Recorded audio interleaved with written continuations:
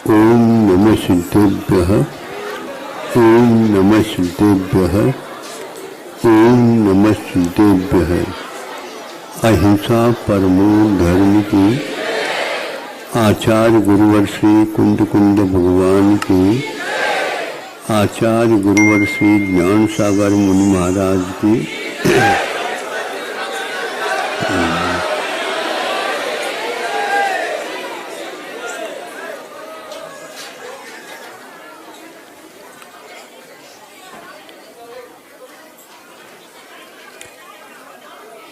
आप लोगों ने सुना होगा या पढ़ा होगा, देखा तो नहीं होगा, लेकिन फिर भी जिस किसी ने देखा उन्होंने अनेक ग्रंथों में लिखा। इस अपेक्षा से आप लोगों ने भी देखा और हमने भी श्रद्धांजलि की अपेक्षा से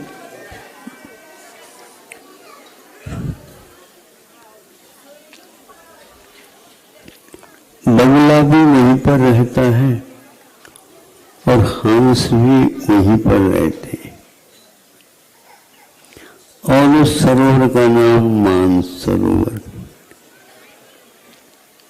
इस मानसरोवर को देखने के लिए आप लोग भी लालायित होंगे।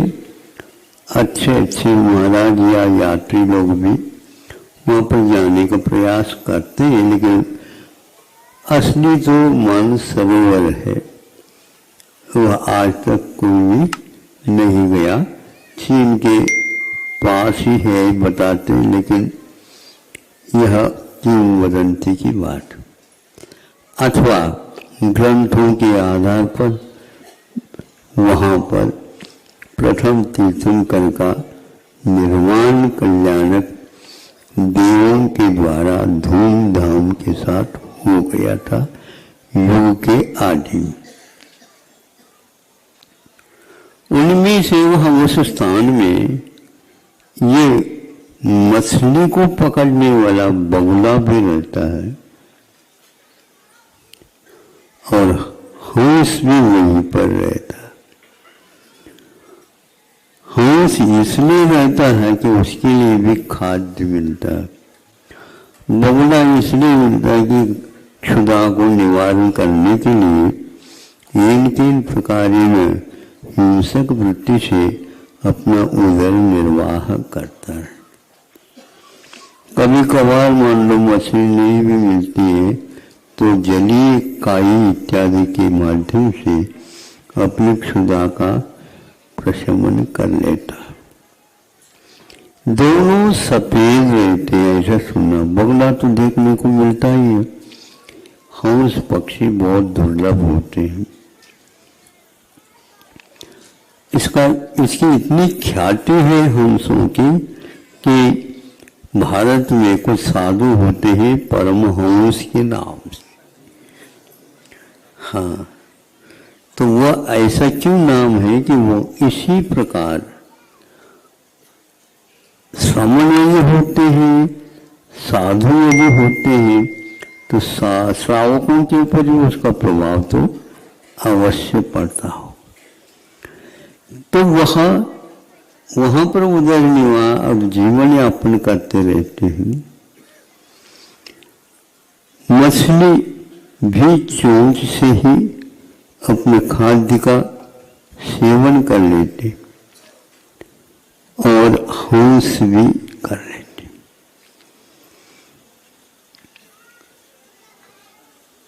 वहीं पर वो तैरते रहते हैं, लेकिन हंस तैरता भी है।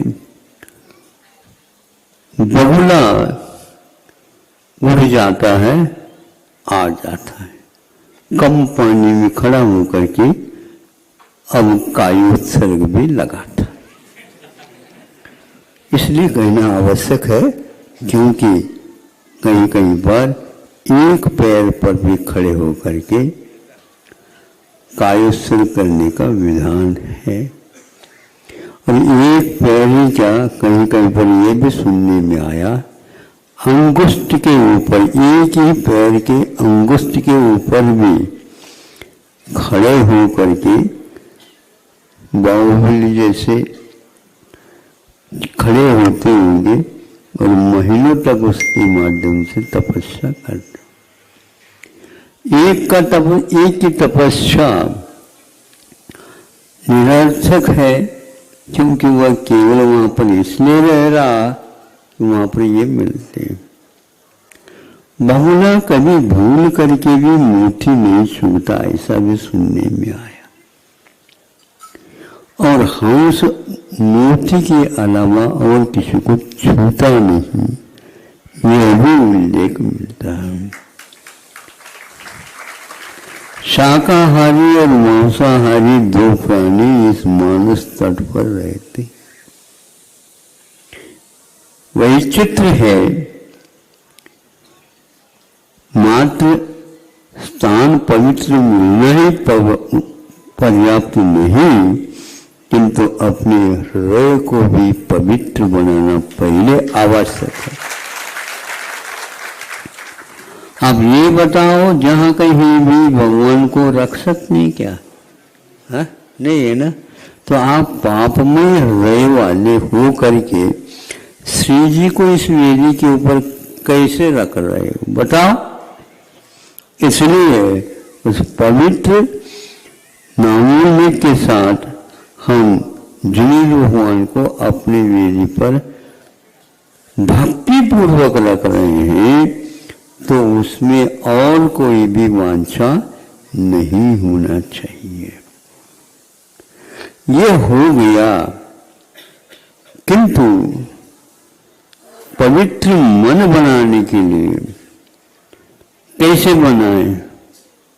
बर्तन जैसे बांधते हैं, राख वगैरह लगा करके, आज यदि राख नहीं मिलता तो निर्मा वगैरह कर लेते,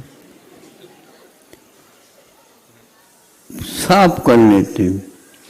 पानी भी रह जाता तो उसको भी शुद्ध वस्त्र के द्वारा सुखा देते हैं। सुखा करके फिर सिंहासन रखते हैं, सिंहासन के ऊपर श्री जी को रखते हैं। और लाते समय श्री जी को कैसे लाते हैं? ऐसे पकड़ कर ले आए, यूं लेकर। हमने एक स्थान पर ये भी देखा, मतलब उनकी भक्ति थी, ऐसा होता है नहीं पता नहीं। अब उनको कुछ स्थान यहाँ पर रखने के लिए नहीं मिला और प्रतिमा थोड़ी सी बड़ी थी, तो उस समय उन्होंने सर्वप्रथम अब इस स्थान को शुद्ध तो बनाना, मंगल तो बनाना, तो अपने हाथ में केसर तो रहता ही है, उसके माध्यम से स्वस्तिक बना लिया और उसके ऊपर बहुमान की बात है, मतलब उस पवित्र प्रतिष्ठित प्रतिमा को किस प्रकार हम लेते हैं, हाथ में रखते हैं, और जब तक सिंहासन शुद्ध नहीं होता, जल चंदन आदि से वहीं पर हाथ में खड़े रहते हैं, फिर बाद में मंत्र शुद्धि के साथ रखते हैं।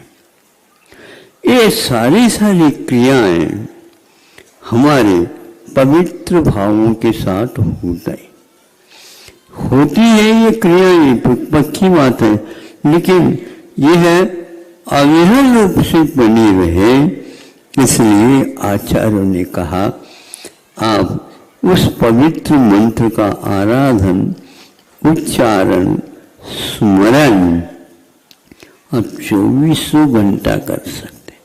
अन्य जितने भी मंत्र, उन मंत्रों की शुद्धि के लिए भिन्न भिन्न स्थान, भिन्न भिन्न साधन सामग्री, लेकिन पंच परमेष्टि की आराधना के लिए पवित्र मन होना चाहिए।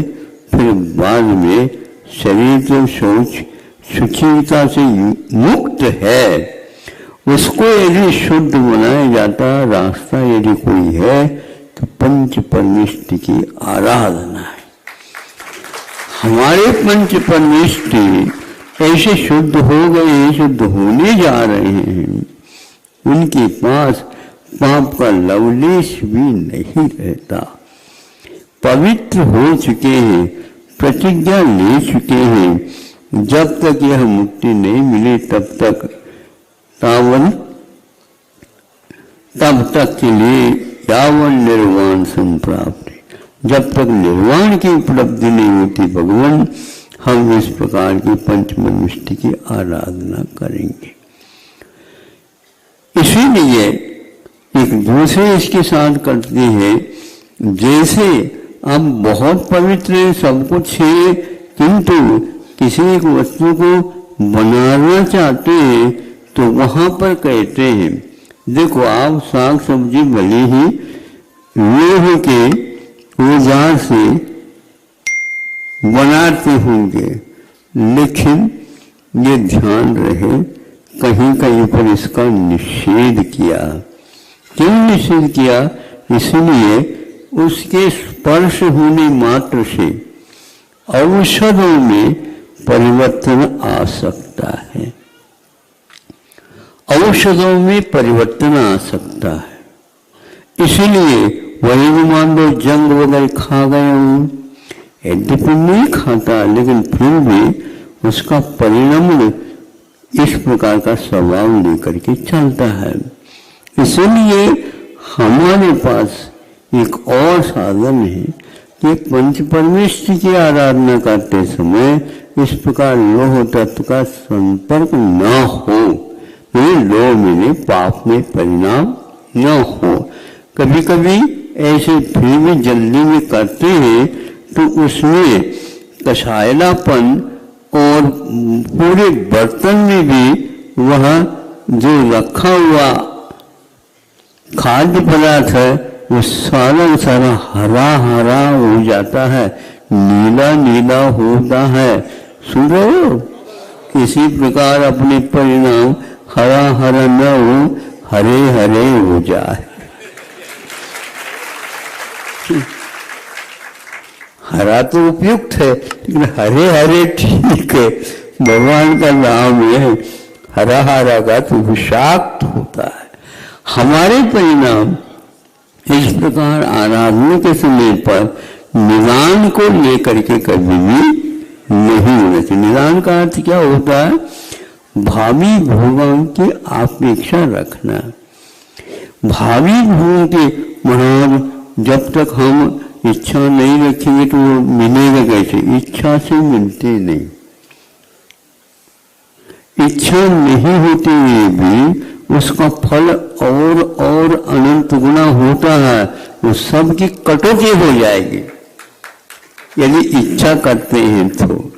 ऐसा तप आप कर रहे हैं, विघ्नों का प्रणयम शाकिनी भूत पंड का ये कह रहे हैं, विघ्नों की राशि सब समाप्त हो जाते, विष भी निर्विष हो जाता है, अमृत हो जाता है, मृत्यु जीवन के रूप में परिवर्तित हो जाती है। इसी को होते हैं जित शत्रु।